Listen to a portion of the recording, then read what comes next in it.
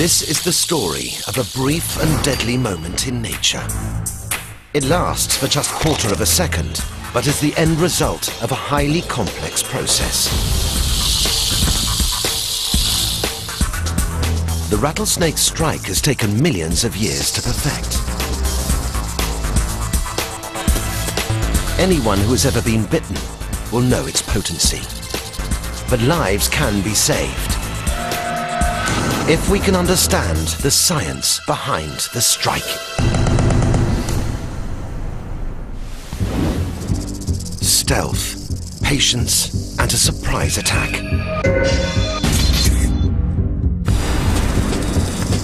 The rattlesnake detects the warmth of its victim and hits with an ultra-high-speed strike. Behind this seemingly simple attack is a world of complex variables. Remove just one link from the chain, and the rattlesnake goes hungry. The next hour will reveal, in ultimate depth, how one of the most feared natural enemies does its worst. As blow by blow, we trace the anatomy of the strike. The rattlesnake has finely tuned detection systems which help it deliver its precious venom to the right victim at the right time. Fine if the prey is a ground squirrel, but in the case of an attack on a human, the end result is almost always bad for the snake. Unlocking how and why the snake uses its venom can save human lives. The sharp edge of rattlesnake science is revealing some surprises.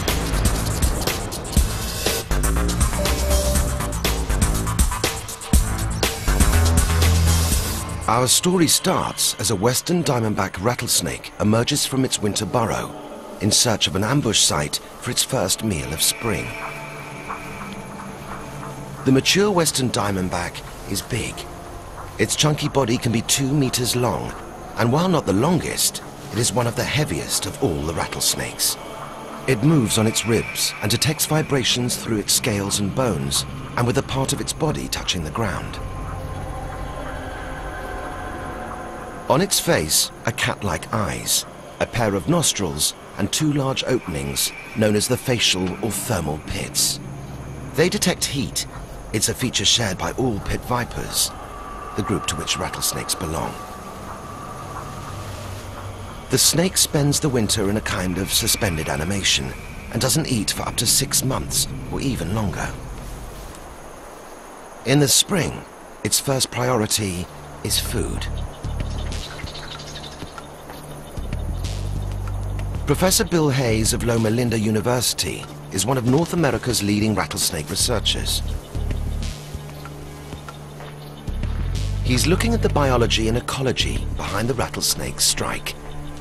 These rattlesnakes are some of nature's finest rodent traps. They just have an incredible sequence by which they obtain their food that's so fascinating to study. The western diamondback has made a kill. The head and jaws pull apart, and the outer skin stretches.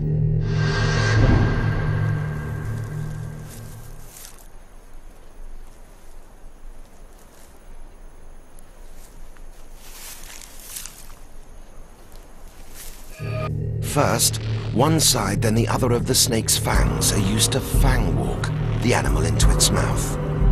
Muscles in the neck then take over to squeeze the rat through the throat and down into the stomach, where digestive enzymes break down almost every bit of the prey's body, even the bones.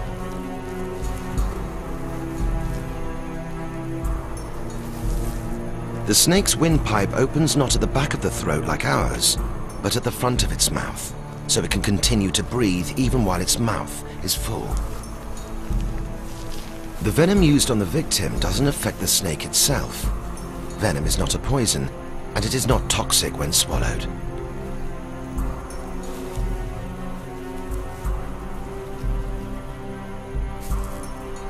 The snake will now use those thermal pits on its face to locate a warm spot where it can carry on digesting. It must be at optimum temperature for its digestive enzymes to function properly. A cold snake may regurgitate its food, or even die because the food remains undigested in its stomach.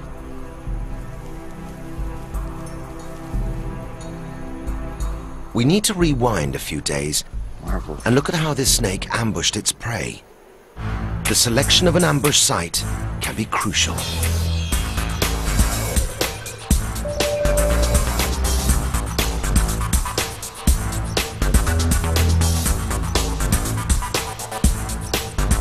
All rattlesnakes rely on surprise.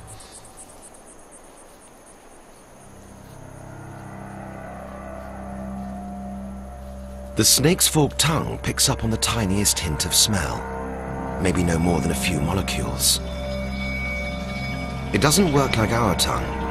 As it darts in and out, it collects chemicals on the ground and wipes them onto special nerve endings in the roof of its mouth.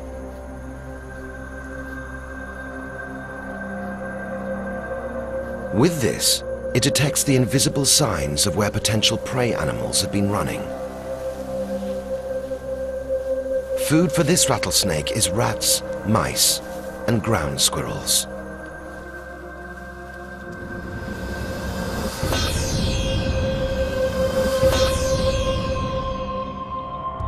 Joshua Tree National Park in Southern California, Diamondback country.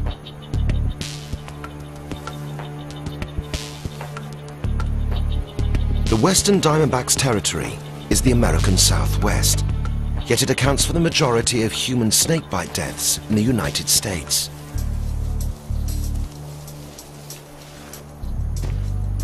The park is prime hunting ground for a healthy population of diamondbacks, as well as other species of rattlesnake. As the suburbs push into the wilderness, rattlesnakes encounter people more often. But throughout North America, each year no more than half a dozen deaths are from rattlesnake bites, far fewer than being struck by lightning. It's the right time of day, starting to cool down now.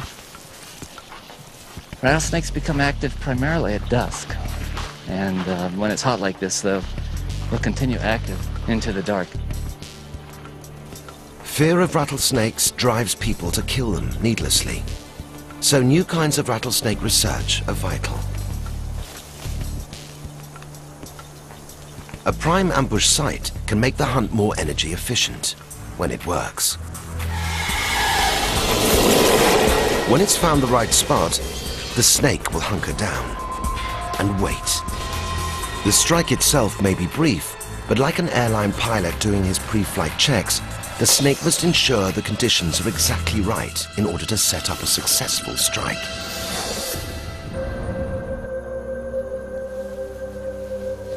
First, the snake must ensure it's in the right place, at the right time, and ready to react.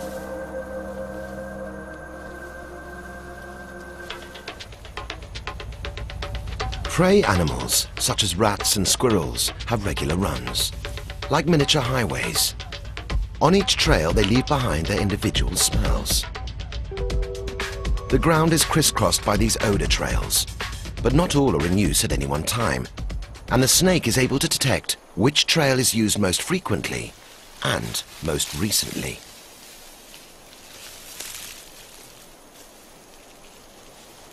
Our western diamondback is not the only species in these parts. Southern California is host to 5 other species of rattlesnake, all hunting the same kind of food.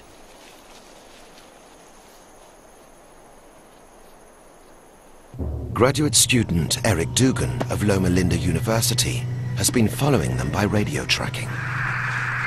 Nice. Okay. One of his snakes, a Southern Pacific rattlesnake, is ready for a replacement radio transmitter. It's knocked out for about half an hour with general anesthetic. When its muscles go limp, Dugan knows it's ready for its minor operation.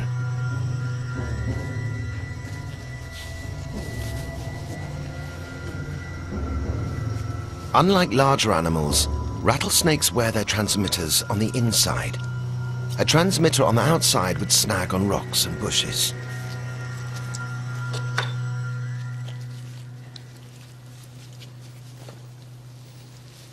Put the new one right back in the same spot. Even the antenna is inside. It lies along the underside of the body just below the skin. The signal it generates will be picked up from up to a kilometer away. So, inside this snake right now is a transmitter just like this one. This transmitter was in it for a little over a year. The new transmitter will last another year.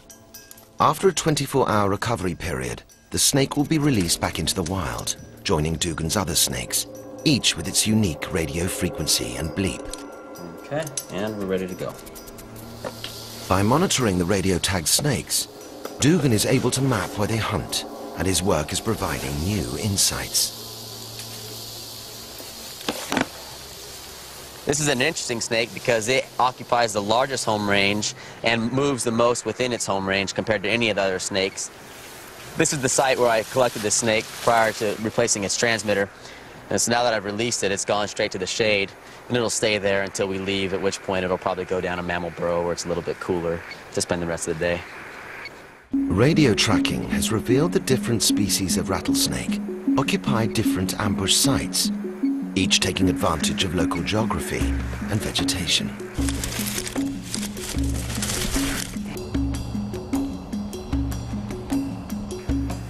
The speckled rattlesnake hunts on rocky ground and takes on the color of the rock in this area.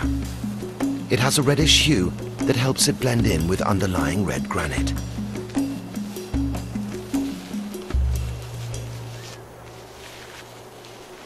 In Dugan's main study site in the Chino Hills State Park, the red diamond rattlesnake prefers stands of prickly pear cactus, where it catches mainly pack rats.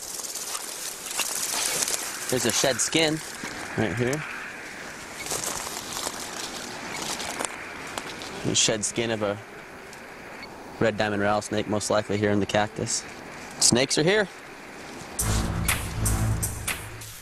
Around 20% of all the snakes in the world are venomous. And all rattlesnakes fall into that category, since they live by killing their prey through lethal injection. In this area, what separates the different species of rattler, apart from size and color, is where they live, not what they eat. Southern Pacific rattlesnakes like this one have a simple yet cunning hunting strategy. On these open grassy slopes, they intercept their prey by hiding close to or even inside a rodent burrow.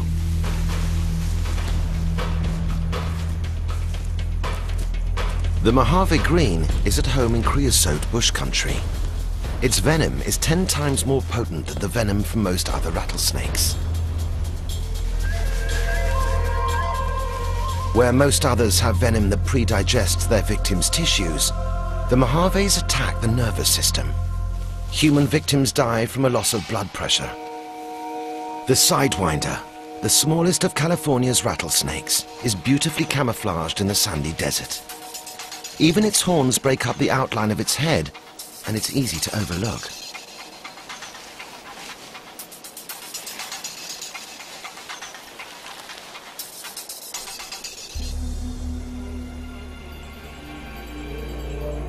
The western diamondback, on the other hand, is at home in scrub or rocky terrain. Our snake has settled under a bush, where it does its best to be invisible. It remains coiled and quite still, its color and diamond pattern matching the surrounding scrub. The snake uses its sensors to find an ambush site that's not too hot, or it'll overheat and die, and not too cold, or its body won't function properly. It's long been known that these snakes are sensitive to the heat given off by their warm-blooded prey. But Professor Aaron Crockmall from the University of Houston downtown has found they are also used for something else. An ingenious experiment reveals all.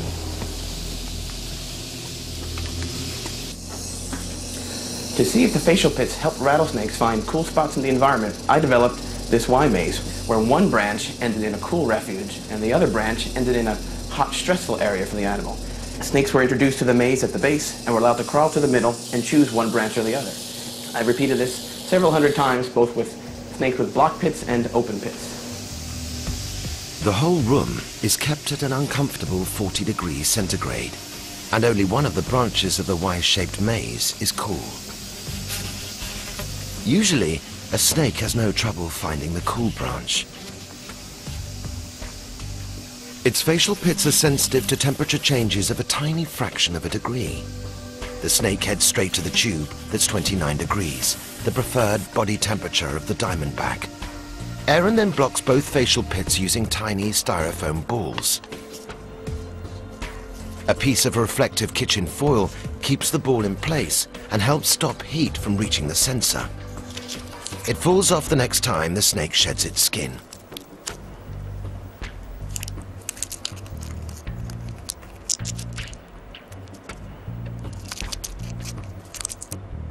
Now the snake is effectively blind to any temperature difference between the hot and cold branches of the Y maze.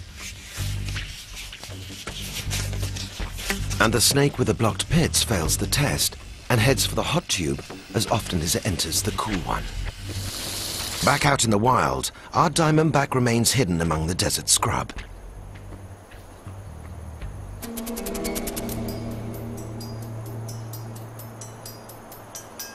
It sits right by the well-used rodent trail it detected earlier. The snake cannot regulate its body temperature as we do, so the dark pigment in its skin absorbs the sun's rays to get ready to strike should prey come by.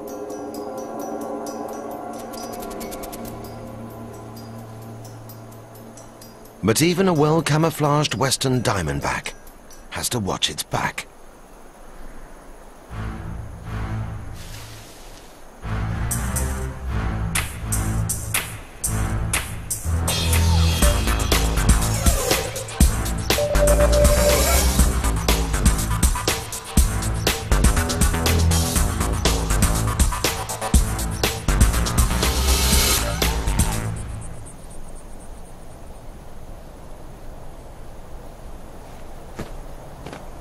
This brings us to the next crucial link in the process that gets a snake from emergence to successful strike.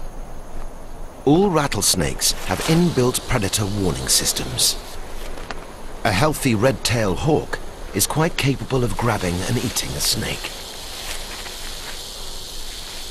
When it's under attack, the snake fires up its signature tune, one of the most startling sounds in nature. The rattle vibrates at up to 100 cycles per second in a mathematically perfect stationary wave, a movement that requires little energy, so the snake can keep rattling for hours and not get tired.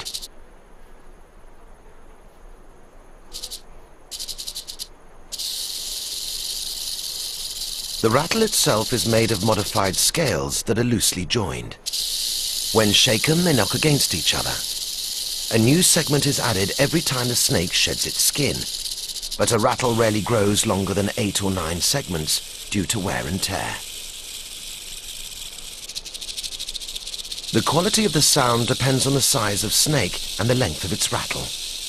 Long rattles of 12 to 16 segments, like the rattle on this eastern diamondback, are quieter than medium-sized rattles. The loudest and most efficient ones are those from 6 to 12 segments long. Also, large snakes rattle at low frequencies, and smaller ones have higher frequency rattles. But curiously, this predator defense can end up being used against the snake.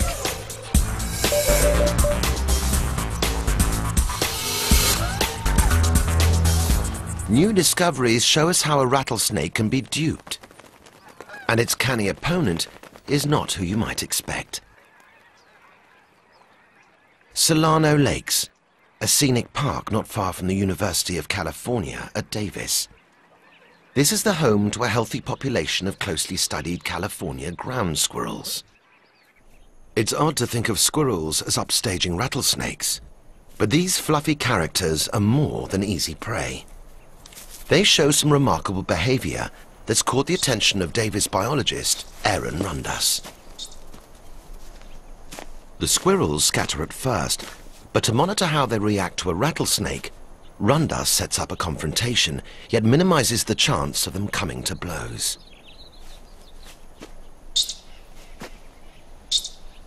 The rattlesnake in his experiments is the local northern Pacific, and to prevent the snakes from harming the squirrels, but still show as near as natural behavior as possible, Rundus tethers the snake. So I'm going to hold this, let go of the... It's placed near squirrel burrows, where babies are probably hiding. And squirrel 9E is the first to come to their defense. Aaron watches and records their behavior using his car as a hide, and he finds that squirrels first react to the snake by waving their tails. So here you can see a squirrel that's tail flagging at this rattlesnake. Looks like it's just doing a couple individual bouts of tail flagging. By flagging at it, the squirrels provoke the snake to shake its rattle. The rattlesnake is unwittingly revealing information about itself, its size and therefore its strength and distance it can strike. Vital information that could give the squirrels an advantage. The squirrels use tail flagging rather than calling, so other predators are not alerted. The rattlesnake is effectively deaf and would ignore acoustic signals anyway. Squirrels, you can see, are coming up fairly close to the snake, really close actually when they're doing their tail flagging behavior, but you'll notice that they're staying just outside of the strike range of the snake. But even if they're struck by the snake, it's not the end. Other research shows that these adult squirrels have a factor in their blood that gives them immunity to rattlesnake venom.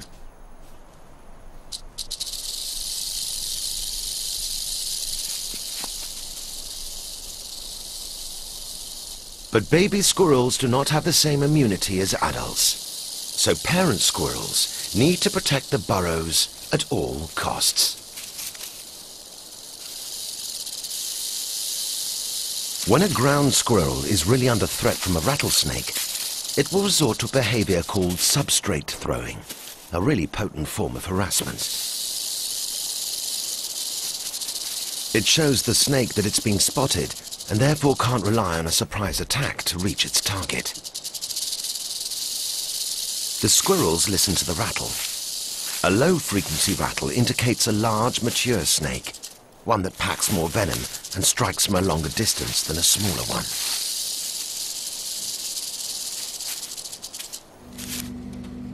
In order to better quantify the results from squirrels in the wild, Aaron devised a novel test. Together with the bioengineering department at Davis, he created Robo-Squirrel, whose tail flagging is controlled by a computer. With this, Rundis discovered that the two species have opened a communications channel. Signals from the squirrel affect the posture of the snake.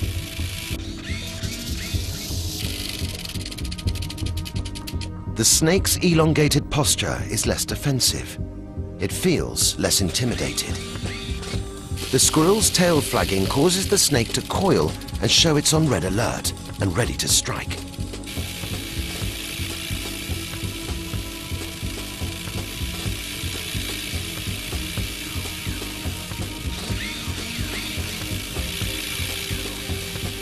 Squirrels and snakes are actually talking to each other.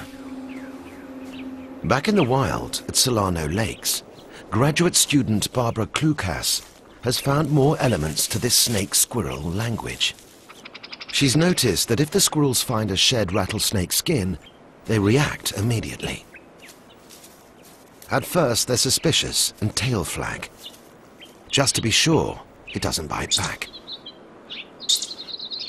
But then, Squirrel 1N, a young female, chews the rattlesnake skin and applies the mixture of skin and saliva to its fur. Klukas finds that mothers and babies anoint themselves a lot more than males, and she believes the squirrels have opened up another communications channel with rattlesnakes, this time using smell.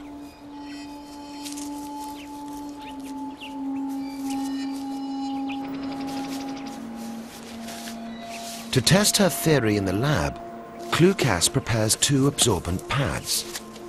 One's laced with a squirrel's scent, made from hair and droppings, and the others saturated with squirrel scent plus aroma of rattlesnake, made from a shed skin.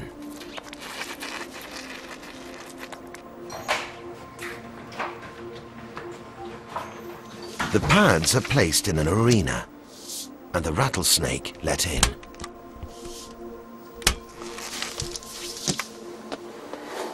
The snake uses its tongue to detect the scents, and it'll home in on the squirrel-only pad.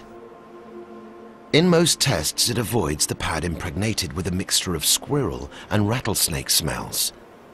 Likely it's repelled by the smell of another rattlesnake.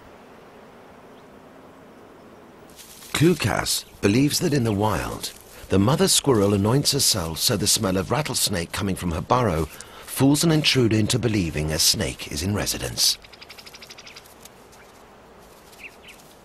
Many of these anti-snake tactics work only when the squirrels spot the snake coming.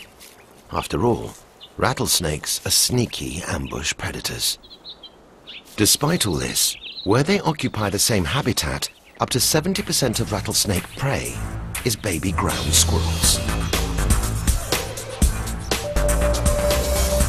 There are times, though, when rattlesnakes really do meet their match. On such occasions, the rattlesnake must rely on its defensive strike. In Southern California, increasingly more people visit the desert, and more people means more confrontation between them and rattlesnakes.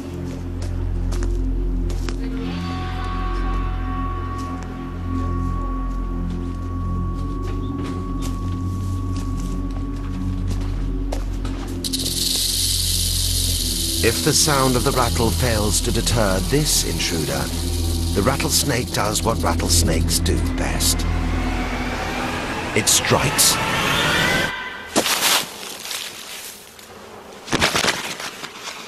Snake bites on people are almost always defensive strikes, but the effect of venom on our tissues is much the same as if we were prey. The toxins hit our nerves and start to pre-digest our tissues soon after the strike. At Loma Linda University's Medical Center, snakebite specialist Professor Sean Bush deals with the fallout. Okay, so you're a little weak on this side, huh? Just his arm. Just the whole arm. Its tail was sort of cocked. Increasingly, his casualties are the result of doing nothing more than emptying the trash can I see. or weeding the flower beds. Cause a little redness and swelling, so, and pain for sure. People are struck mainly on the hand, arm, leg, even on the big toe. Away, you'll have new skin under there. I'm thinking that your labs are okay. Treatment is mainly with two types of anti-venom. They're the antidote to snake venom. They inactivate the toxins to stop tissue damage. Well, I mean, let me show you more or less the progression of a snake bite, a typical snake bite. This is a guy that had a really bad one. And you can see here where he has a puncture wound and he's bleeding from it and bruising under the skin. And that goes on to swell and blister, and he gets these ecchymotic blebs. And of course his whole body swelled because the snake venom makes your blood vessels leaky. And then here's another patient, and you can see in this picture where right where the fang went in and penetrated his knuckle. And of course he's got a lot of bruising and bleeding there too. And then later, as I followed him over the course of the next several weeks, this skin, it just sloughed away, and so he can no longer extend that finger. And this is a pretty common outcome after snake bite, is loss of some tissue or function of a finger or toe, because of all the symptoms that happen. Some of them are kind of dynamic. Like, for instance, this patient here, that's called myokymia, and it just literally means muscle movement under the skin, and it's almost like he has worms or snakes, more apropos, underneath the skin, writhing and twitching. And he did that for several days. If you are bitten by a snake, medical advice is simple. Stay calm and call the emergency services. Deaths are mercifully rare, but how much time you have depends on how much venom you receive. Over at the university, Professor Bill Hayes and graduate student Scott Herbert are looking at how much venom a snake injects when it strikes at a person.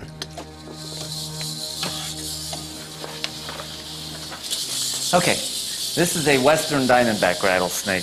This snake is very aggressive. It'll often stand its ground and adopt a very dramatic head elevated posture, and it's very quick to defend itself. To find just how much venom a rattler injects into a person, the Loma Linda team encourages snakes to strike at limbs, at least artificial ones. The yellow domestic rubber glove represents a human limb. Now just dangle it in over in this end. And is filled with a salt solution. They provoke the snake to strike at the glove. Each hit delivers a spurt of concentrated venom, a similar amount it would inject into a person. Okay. There we go. That's what we want. If you would, yes, hand me the beaker there quickly. From this, they've found that 10% of defensive strikes are dry. Snakes avoid wasting venom if they can.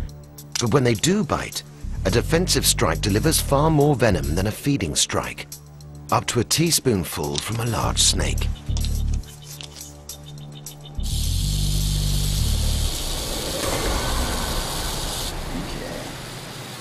Next, they encase the glove in denim, and they get the snake to strike again.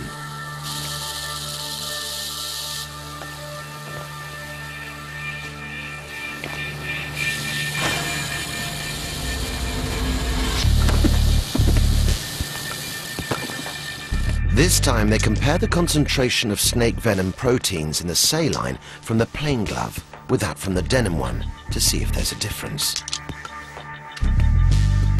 And with the analysis comes another surprise. And if you look at these samples, you can see some of them are towards the top end of our standard range. Others of them are kind of light. They're not quite as much venom, not as much protein, so not as much venom in their samples. Darker ones, a lot of protein, a lot of venom. The light ones, not a lot of protein, not much venom.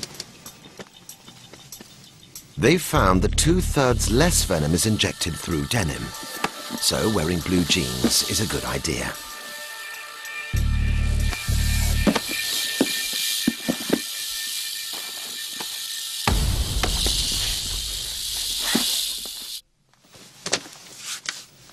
The team has confirmed another crucial trend.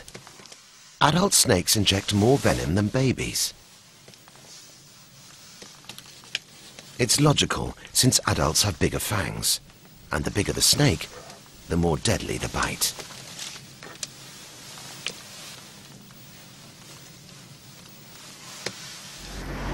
Outside the lab in the surrounding desert, our western diamondback is gearing up for action. The fading light marks the prime time for rattlesnake food to appear, which is why rattlesnakes strike to kill, mainly at sundown.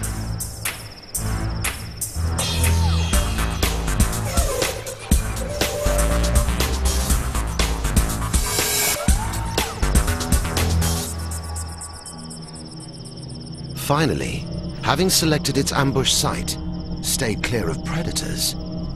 With all senses primed and ready, the snake waits for the prey to come to it. Around the snake is the killing zone, the distance to which the snake can strike. It's one of nature's most lethal moments, but the snake moves so fast, even in slow motion, the finesse of its strike is lost.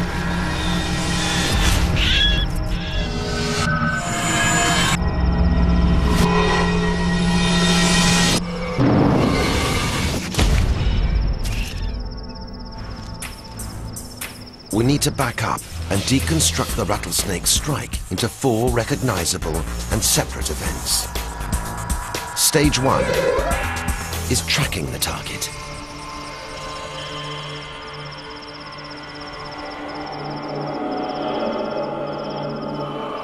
In stage 1, the snake locates its prey, even in failing light. The sense that dominates at this stage, just before the strike, involves those special pits on its face.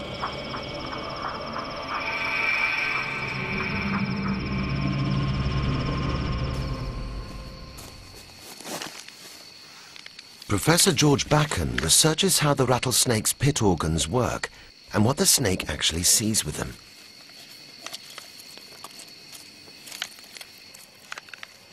The camera is a thermal camera, and it's placed, just like the rattlesnake, lying in wait, close to the rodent trail. In this case, a mouse highway on a fallen branch. A short distance away, Bakken waits for his tiny video star to show up.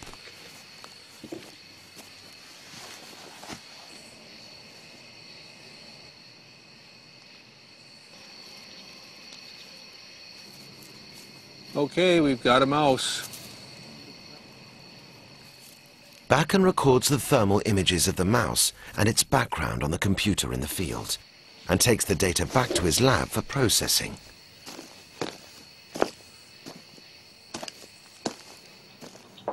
At Indiana State University, Bakken's team works on the structure of the thermal pits to understand exactly what the pits see. A portion of a dead rattlesnake's head is embedded in acrylic, and extremely thin shavings are taken right through the pit organ.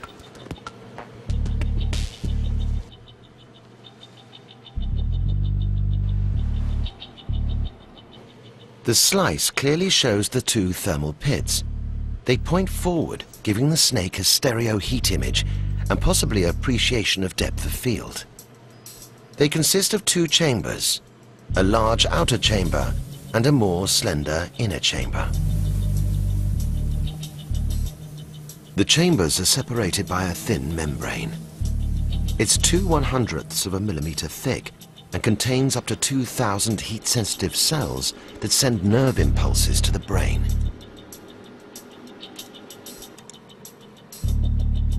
Each time a slice of the facial pit is taken, it's photographed, and the picture's put into a computer program to build a complete 3D image.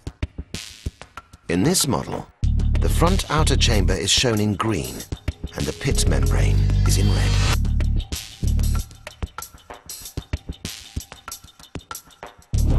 Signals from the pit membrane travel along the nerves to the back of the brain.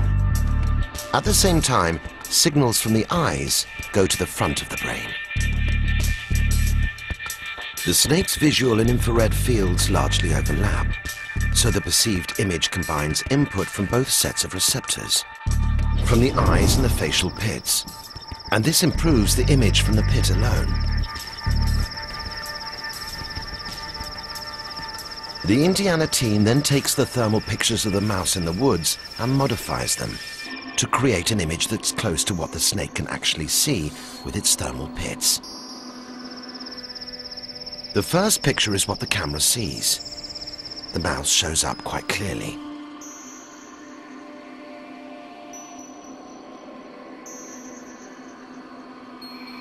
The second picture is what the snake's thermal pit organ sees.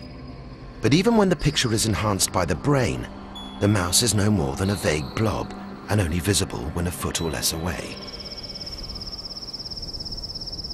The snake's brain, though, may have a few more tricks than we know about, and some scientists believe the rattlesnake's thermal image could be better than this. If Bakken's current model is even close to being right, it means the location of the snake's ambush site, right next to a rodent trail, is essential. Armed with this essential sensory information, the snake moves onto stage 2 of its strike, the strike itself. This is where its body changes from a dormant coil into a powerful living harpoon. Its head shoots out half its body length. It's one of the fastest known movements made by an animal with a backbone. The fangs rotate forward and spread apart, and the fang sheaths pull back and push up. Like miniature hypodermic needles, they deliver the venom from slits close to the tip.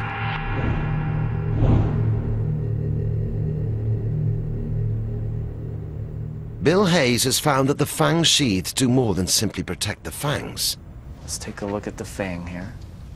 It turns out the fang sheath is really quite important for regulating venom flow, so that as soon as the fangs penetrate an object, the sheath then gets forced upward. The fang has to be erected at least 60 degrees, opening the route for venom to flow through the fangs, and then out of the fang into the target. Measuring anesthetized snakes in this way, Hayes has discovered that the length of the fangs and their distance apart correlates closely with the size of the snake and the amount of venom it delivers. Even though the snake is totally anesthetized, I still have to be very careful because I don't want to get envenomated. He could start to come out of the anesthesia and give me a bite. You got your hand on it? Okay. The direct application of this work is that a medical doctor with a snakebite patient can know the size of snake and the maximum quantity of venom it could inject, simply by measuring the distance between the two fang marks. It's in the third stage of the strike that the venom gets to work. The snake aims for its victim's lungs, where the venom will be picked up rapidly by blood vessels. Pulses of venom flood the body with toxic enzymes. Venom pumps from the venom sac through special ducts to the fangs. And the amount is controlled by the snake. The larger the prey, the more venom is injected. In the lab, Bill Hayes can take full advantage of this when milking snakes for their venom to analyze its composition. All right, big guy, come on.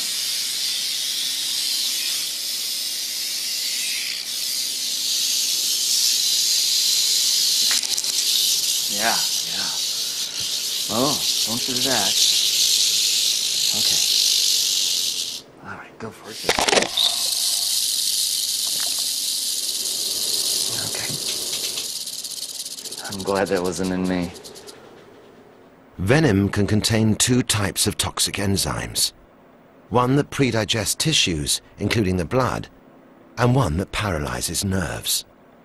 Snakes can just have one or both of these components, the type of venom varying from species to species.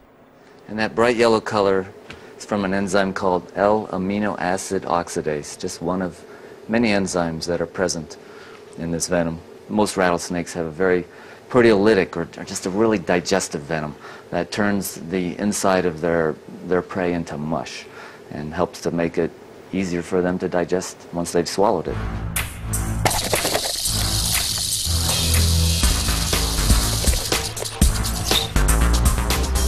During the fourth and final stage of the strike, the snake gathers more information about its dying prey.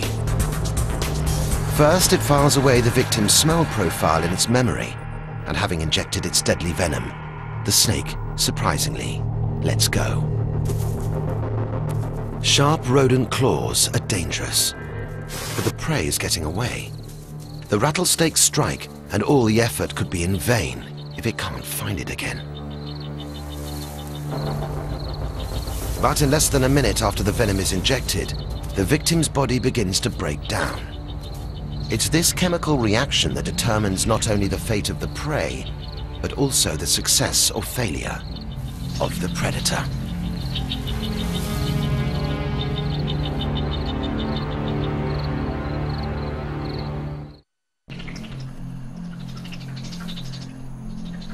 Come sunrise, the rattlesnake's victim could have run several meters away before the venom killed it. Now, the snake must find it again.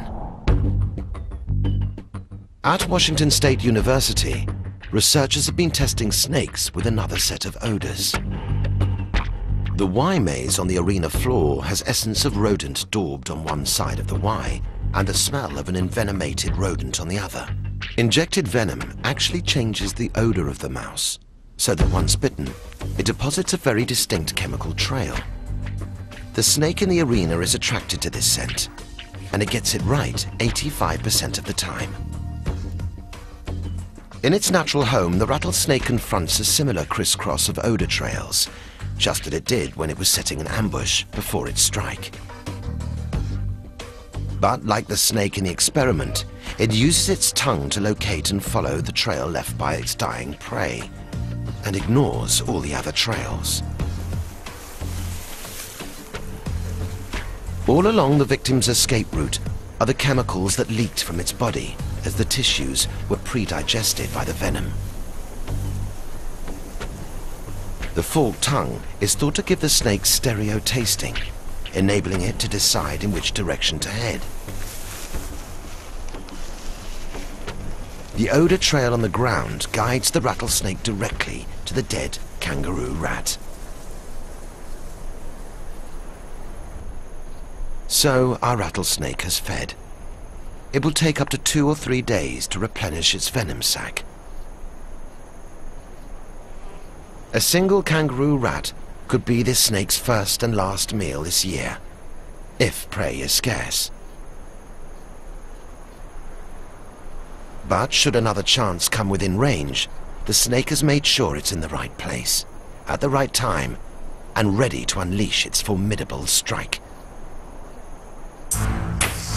We have tracked one of nature's fastest attacks, in ultimate depth. The diamondback rattlesnake operates with startling precision, honed over millions of years of evolution. It can locate the best ambush site beside active rodent trails. It sees the warmth of its victims in the dark and controls its attack with near perfect timing. It can change at will the amount of venom delivered, injecting more when defending itself and less into its normal prey. The toxins paralyze nerves and muscles or turn the insides of its prey into mush. It's highly dangerous, and with our urban sprawl creeping into its wilderness, people and rattlesnakes make uneasy neighbors. But this new understanding of how the rattlesnake strikes will not only save human lives, it will also help one of nature's most awe-inspiring inventions to survive in our increasingly crowded world.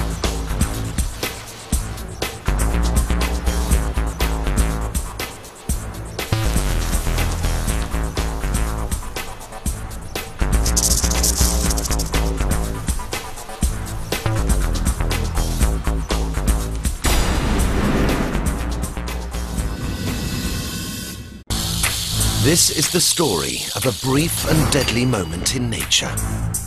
It lasts for just 1/4 of a second, but is the end result of a highly complex process.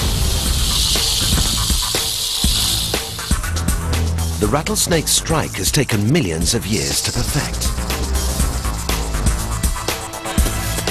Anyone who has ever been bitten will know its potency. But lives can be saved if we can understand the science behind the strike. Stealth, patience, and a surprise attack.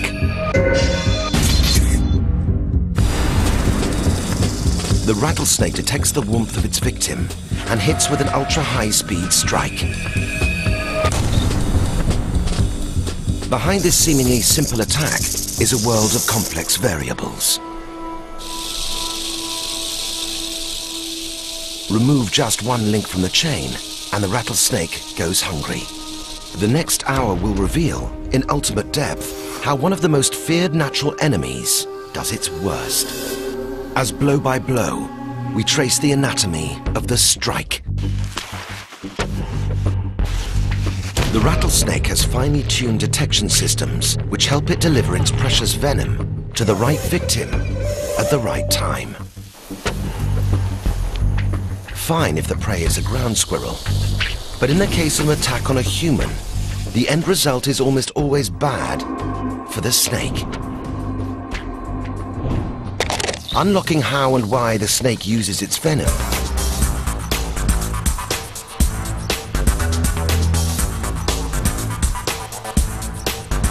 all rattlesnakes rely on surprise.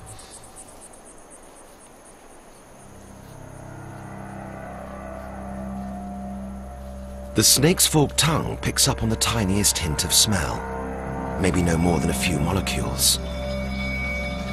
It doesn't work like our tongue. As it darts in and out, it collects chemicals on the ground and wipes them onto special nerve endings in the roof of its mouth.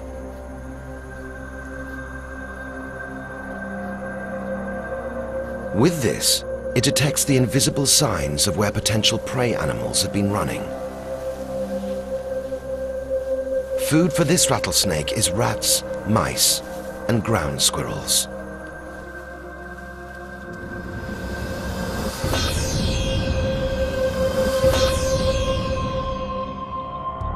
Joshua Tree National Park in Southern California. Diamondback country.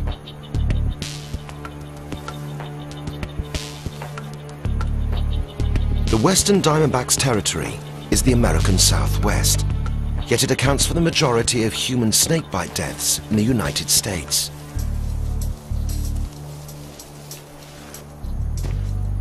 The park is prime hunting ground for a healthy population of diamondbacks, as well as other species of rattlesnake.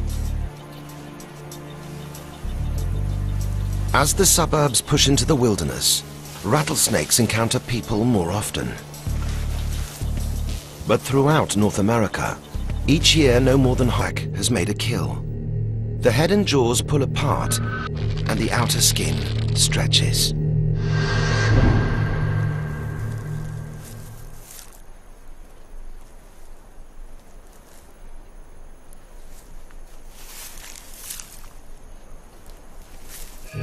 First, one side then the other of the snake's fangs are used to fang walk the animal into its mouth. Muscles in the neck then take over to squeeze the rat through the throat and down into the stomach, where digestive enzymes break down almost every bit of the prey's body, even the bones.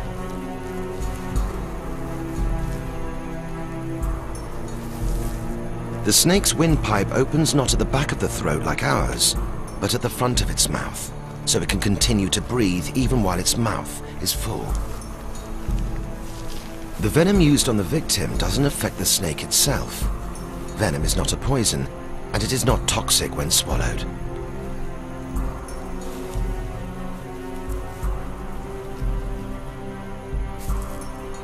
The snake will now use those thermal pits on its face to locate a warm spot where it can carry on digesting. It must be at optimum temperature for its digestive enzymes to function properly. A cold snake may regurgitate its food, or even die because the food remains undigested in its stomach.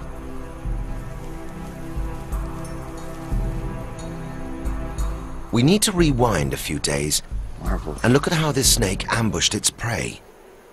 The selection of an ambush site can be crucial.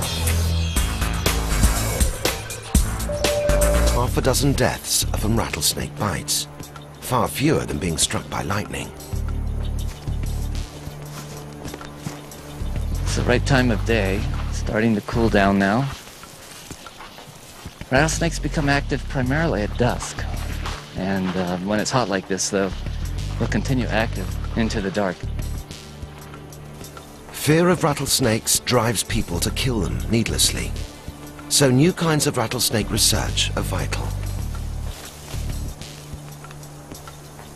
A prime ambush site can make the hunt more energy efficient when it works. When it's found the right spot, the snake will hunker down and wait. The strike itself may be brief, but like an airline pilot doing his pre-flight checks, the snake must ensure the conditions are exactly right in order to set up a successful strike.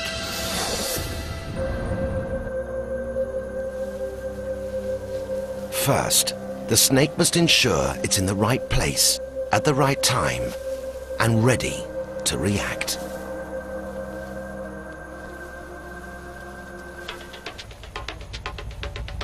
Prey animals, such as rats and squirrels, have regular runs, like miniature highways. On each trail, they leave behind their individual smells. The ground is crisscrossed by these odor trails, but not all are in use at any one time, and the snake is able to detect which trail is used most frequently and most recently.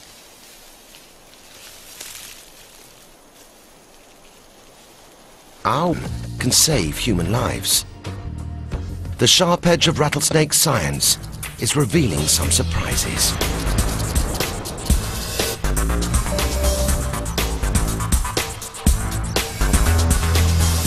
Our story starts as a western diamondback rattlesnake emerges from its winter burrow in search of an ambush site for its first meal of spring. The mature western diamondback is big. Its chunky body can be 2 meters long, and while not the longest, it is one of the heaviest of all the rattlesnakes. It moves on its ribs and detects vibrations through its scales and bones, and with a part of its body touching the ground. On its face are cat-like eyes, a pair of nostrils, and two large openings known as the facial or thermal pits. They detect heat. It's a feature shared by all pit vipers, the group to which rattlesnakes belong. The snake spends the winter in a kind of suspended animation and doesn't eat for up to 6 months or even longer. In the spring, its first priority is food. Professor Bill Hayes of Loma Linda University is one of North America's leading rattlesnake researchers. He's looking at the biology and ecology behind the rattlesnake's strike. These rattlesnakes are some of nature's finest rodent traps. They just have an incredible sequence by which they obtain their food that's so fascinating to study. The western diamondback